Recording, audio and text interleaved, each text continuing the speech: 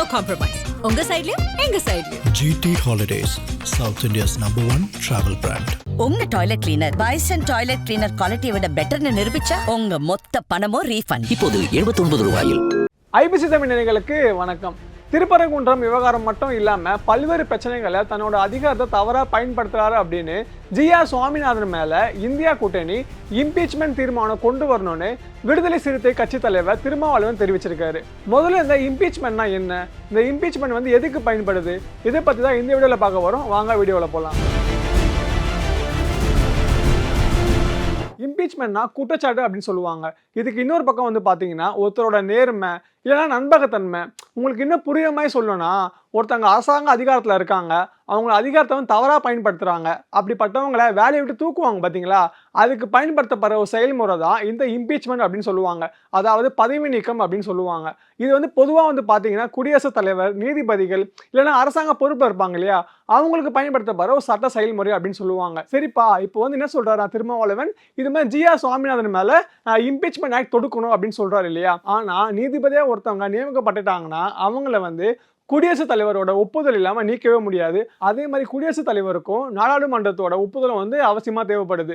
அரசியலமைப்பு சட்டத்தில் உண்மையிலேயே குற்றச்சாட்டுன்னு வார்த்தை எங்கேயுமே குறிப்பிடவே இல்லை. ஆனால் நீதிபதிகளை நீக்குவதற்கான நடைமுறையை 1968ஆம் ஆண்டு நீதிபதிகள் விசாரணை சட்டத்தில் விளக்கப்பட்டது மட்டும் இல்லாமல் 2 பிரிவுகளில் வந்து குறிப்பிட்டிருக்காங்க. பிரிவு 124 உச்ச நீதிமன்ற நீதிபதிகளுக்கும் அப்புறம் பிரிவு 218 உயர் நீதிமன்ற நீதிபதிகளுக்கும் இது பொருந்தும் அப்படின்னு சொல்லியிருக்காங்க. சரிப்பா, எந்த மாதிரியான ஆக்ஷன் எடுப்பாங்க அப்படி தானே கேட்குறீங்க.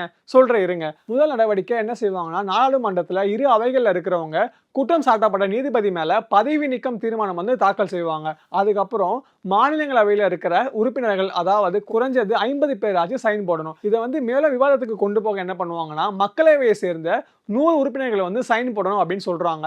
உறுப்பினர்கள்லாம் சைன் போடுறதுக்கு அப்புறம் என்ன பண்ணுவாங்கன்னா, சபாநாயகர் கிட்ட கொண்டு போவாங்க. அப்போ சபாநாயகர் வந்து ஃபுல்லா செக் பண்ணுவாங்க. சப்போஸ் வந்து அது ஏதாச்சும் தப்பு இருந்துச்சு அப்படின்னா அது அப்பவே ரிஜெக்ட் பண்ற எல்லா அதிகாரமும் சபாநாயகருக்கு இருக்கு. சப்போஸ் அது கரெக்டா இருந்துச்சு அப்படின்னா அது என்ன பண்ணுவாருன்னா, தீர்மானத்தை ஏத்துக்கிட்டு 3 பேர் கொண்ட குழு அமைக்கணும் அப்படின்னு உச்ச நீதிமன்ற தலைமை நீதிபதிக்கு வந்து கடிதம் எழுதுவாரு. அந்த குழுவுல யாரெல்லாம் இருப்பாங்க அப்படின்னு பாத்தீங்கன்னா, உச்ச நீதிமன்ற தலைமை நீதிபதி, அப்படி இல்லைன்னா உச்ச நீதிமன்ற நீதிபதி, அப்புறம் உயர் நீதிமன்ற தலைமை நீதிபதி, அப்புறம் அரசாங்கத்தால் பரிந்துரைக்கப்பட்ட ஒரு சட்ட நிபுணர்லாம் வந்து இந்த குழுவில் வந்து இடம் பெறுவாங்க. சப்போஸ் இந்த குழுவில் இருக்க 3 பேரும் ஜிஆர் சுவாமிநாதன் வந்து குற்றம் சாட்டப்பட்டவர் அப்படின்னு நிரூபிக்கப்பட்டுச்சுன்னா அவங்க என்ன பண்ணுவாங்க, நாடாளுமன்றத்தில் இருக்க இரு அவைகளுமே வந்து வாக்கெடுப்பு எடுப்பாங்க. அப்போ ஆர்டிகல் 368 படி வாக்கெடுப்பு இருந்துச்சுன்னா அவங்கள பதவி விட்டு நீக்கிற எல்லா உரிமையுமே வந்து பாத்தீங்கன்னா குடியரசுத் தலைவருக்கு இருக்கு. சரிப்பா, இதுக்கு முன்னாடி இந்த இம்பீச்மெண்ட் மூலமா யாராச்சும் பதவி விட்டு தூக்கி இருக்காங்களா, அதுவும் சொல்றேன் வாங்க. ஃபர்ஸ்ட் 1993ஆம் ஆண்டு உச்ச நீதிமன்ற நீதிபதியா இருந்த வி ராமசாமி மேல நிதி முறைகேடு வழக்கா தீர்மானம் வந்து கொண்டு வரப்பட்டது. ஆனா அந்த வழக்குக்கு வந்து பாத்தீங்கன்னா காங்கிரஸ் எம்பிக்கள் வந்து வாக்கு அளிக்காதனால அந்த தீர்மானம் வந்து தோல்வி அடைஞ்சது அப்படின்னு சொல்லலாம். இரண்டாவதா 2011ஆம் ஆண்டு சிக்கிம் உயர்நீதிமன்ற நீதிபதி PD தினகரன் வந்து பாத்தீங்கன்னா ஒரு முறைகேடு செய்ததாகவும், அதே மாதிரி கொல்கத்தா உயர்நீதிமன்ற நீதிபதி சௌமித்ரா சென் நீதிபதி ஆவதுக்கு முன்னாடி பொதுத்துறை நிதியை தவறா பயன்படுத்தியதாகவும் அவர்கள் மேல குற்றச்சாட்டு வச்சாங்க.